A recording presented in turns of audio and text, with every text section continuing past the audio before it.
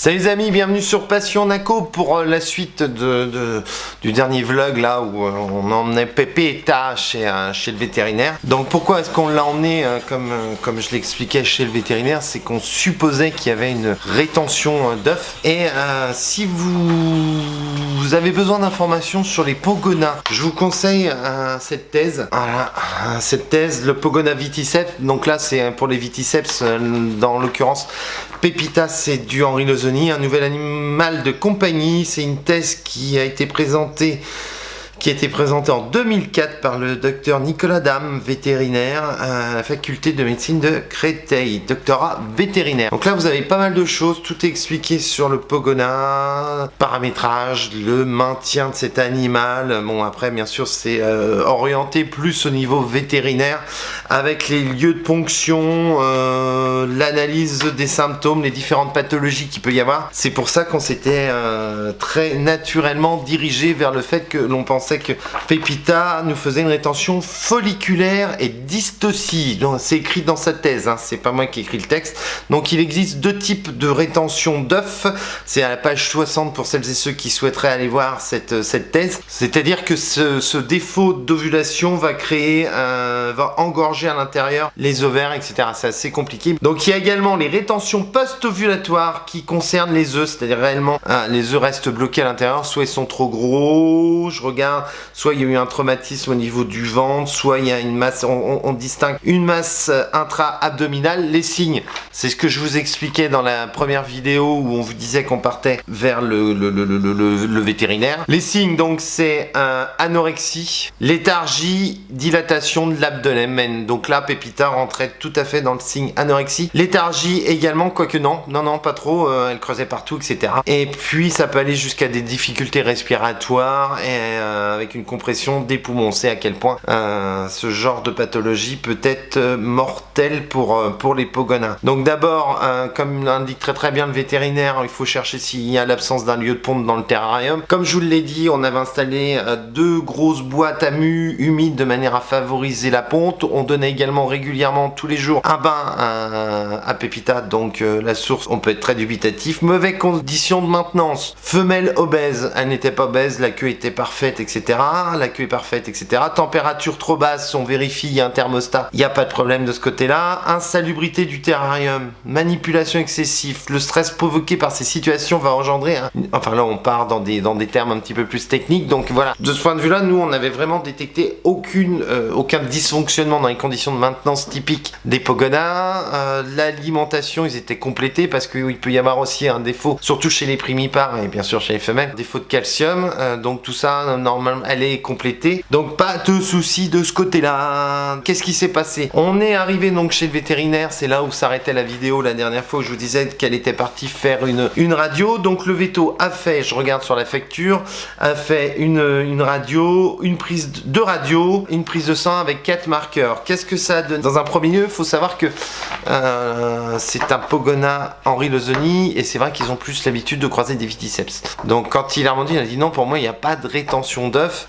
Si on a le temps, je mettrai la radio là ou là ou là ou là. Il n'y a pas de rétention d'œufs à première vue, c'est ce qu'il avait constaté. Mais reprenant les clichés pour nous montrer sur l'ordinateur, il s'avérait qu'il y avait 2 masses de présence qu'il avait du mal à détecter au niveau de la palpation. Donc même vous, chez vous, si vous avez les signes et que vous ne détectez pas la palpation les œufs, il se peut qu'il y ait quand même une rétention post-ovulatoire.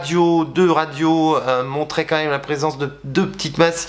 Il était dubitatif, mais il nous a dit, à mon avis, ce sont des œufs. Les prises de sang, il a prescrit phosphate à LKP urique et puis il cherchait au niveau si elle n'était pas en hypocalcémie. Malheureusement, il n'a pas fait, il a oublié de faire le test pour le calcium, savoir s'il y avait un défaut de calcium. Il devait le faire le lendemain, mais le sérum à première vue avait tourné, donc dommage, on n'a pas eu les traces. Au niveau des autres examens, tout était correct, mis à part l'urique, dont la norme est de 12 à 28 mg par litre, et là c'était à 99 mg par litre. Donc il y avait un marqueur qui n'était pas concluant, et bizarrement c'était le marqueur de la déshydratation. Donc je vous avoue que là on en a discuté avec le vétérinaire. Il y a un bassin qui est mis à disposition en permanence pour les Pogona Pogona. L'eau est changée quasiment tous les jours parce qu'il y a un risque de développement bactérien. Ils font souvent leurs besoins dedans.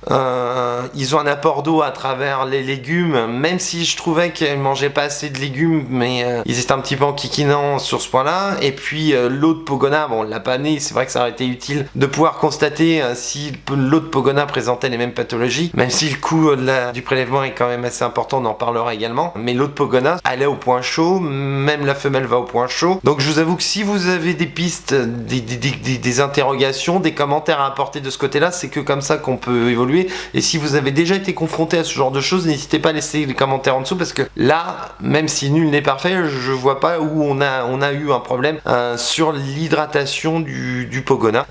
Donc voilà, ça c'était le bilan sanguin, le bilan radiologique. Donc bilan des courses, et ben écoutez, c'est vrai que je fais encore référence à cette thèse que je vous ai présentée et que je vous conseille réellement de lire sur internet si vous avez des Pogona. La décision donc a été prise de lui faire un petit shoot quand même de calcium pour s'assurer, même si on n'avait pas les résultats et qu'on les a pas eu, de calcitate fort. C'est ce genre de choses qui étaient injectées, et puis bien sûr de l'ocytocine qui est une hormone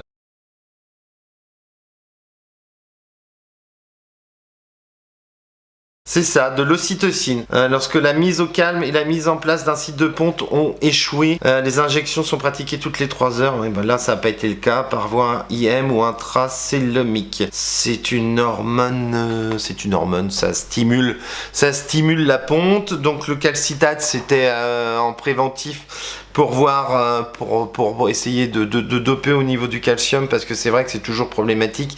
Et quel dommage, j'ai pas eu les résultats sanguins puisqu'il a pas pu les faire. Et puis il avait prescrit bain d'eau tiède, moitié postérieure du corps bien sûr, 30-35 degrés, 2 fois par jour, de manière à lutter contre ce marqueur du bilan sanguin urique qui est à 99 mg, ce qui est assez élevé parce que la norme était de 12 à 28 mg, donc pour essayer d'hydrater un petit peu plus. Qu'est-ce qui s'est passé ensuite? Donc on a poursuivi au niveau de l'ocytocine et du calcitate et des bains. Elle a pondu assez rapidement ces 2 œufs. Donc enfin elle en a pondu un qu'on a retrouvé assez rapidement, qu'on a mis en incubation mais qui n'était pas viable. L'autre œuf on l'a retrouvé dedans. Donc étant donné qu'il y avait 2 traces d'œufs sur la radio, c'était cool parce que dans ce cas-là on perdait pas le Pogona on va dire, Pépita. Malheureusement on l'a retrouvée morte peut-être 10 jours après la ponte. Pourtant elle s'alimentait de nouveau, elle est au point chaud, tout se passait bien, donc on n'a pas trop d'explications. C'est sûr qu'il aurait fallu faire emmener son corps au veto. Je sais même pas s'ils auraient pu s'en rendre compte, mais malheureusement on a tout tenté pour essayer de la sauver. On croyait que c'était gagné vu qu'elle avait pondu ses 2 œufs et qu'elle avait retrouvé de nouveau bon appétit et tout ce qui s'ensuit, mais c'est du vivant. Et malgré le fait qu'on s'interroge beaucoup sur les conditions de maintenance, je ne vois pas où est-ce qu'on a échoué sur le maintenance de Pépita. Donc c'est dommage. J'espère en tout cas que cette mésaventure vous permettra d'avoir quelques informations complémentaires si vous êtes confronté à ce même cas de figure. Je vous invite réellement à aller voir cette thèse du docteur Nicolas Dame. Et puis surtout, prendre des animaux, ça nécessite également d'assumer d'un point de vue de la santé, puisqu'un Pogona Henri Lezoni coûte entre 30 et 30 euros sur une bourse, jusqu'à 50-80 euros dans une animalerie. Mais cette mésaventure en dehors de l'essence, on parle d'un point de vue financier, pas d'un point de vue humain et de l'animal, en dehors de l'essence, de l'autoroute et du temps, c'est une consultation spécialisée NAC à 55 euros. C'est une prise de sang facturée à 8 euros. C'est 4 examens sanguins, d'ailleurs il faut qu'on s'en fasse rembourser un, facturé à 12 fois 4, 48. Ce sont 2 clichés radiologiques à 29 euros, soit 58 euros. Et c'est également le calcitate fort à 17,50 euros. Donc soit la modeste somme de 186,50 euros pour un Pogona. Donc ayez conscience que si vous prenez des animaux et que vous voulez vraiment prendre soin, vous pouvez être exposé à des coûts qui dépassent très largement la valeur de l'animal. Nous on a pu l'emmener, on a essayé de la sauver. il y a d'autres techniques de toute manière qui peuvent aider, mais si vous voulez l'ocytocine, c'est clair qu'il y a qu'un veto qui peut prendre en charge ce genre de choses. Le calcitate, étant donné que les proies sont complémentées, étant donné qu'on rajoute également du calcium régulièrement, étant donné qu'on contrôle avec l'UVB mètre, que l'ampoule donne bien des UV, je ne sais pas là où on a échoué, ou c'est malheureusement la nature qui veut ça, mais donc Pepita est morte, raison ignorée, primipare, pourtant on avait bien attendu 18 mois. Enfin, on retourne dans sa tête en permanence, les terrariophiles qui ont déjà été confrontés à ce genre de situation le savent, on retourne dans sa tête en permanence en se disant est-ce que j'ai bien fait, sur quoi j'ai échoué, qu'est-ce que j'ai oublié, qu'est-ce que j'ai pas pensé. Mais là je vous avoue, quid, j'en ai discuté avec Yuri, avec différentes personnes, et aucun éclaircissement sur aucune information, aucun élément me pousse à croire, m'amène à penser que j'ai échoué sur telle ou telle condition de pain. Donc voilà, notre petite Pépita est malheureusement morte malgré toutes les chances qu'on a essayé de lui offrir. J'espère que cette vidéo, même si c'est très stounet, vous plaira ou vous aura apporté quelques informations concernant cette mésaventure pour Pogona Henri Lozoni. Sinon, je vous invite à partager un maximum cette vidéo, à vous abonner à la chaîne, et puis je vous dis à très bientôt sur Passion NAC. Allez, ciao, bye.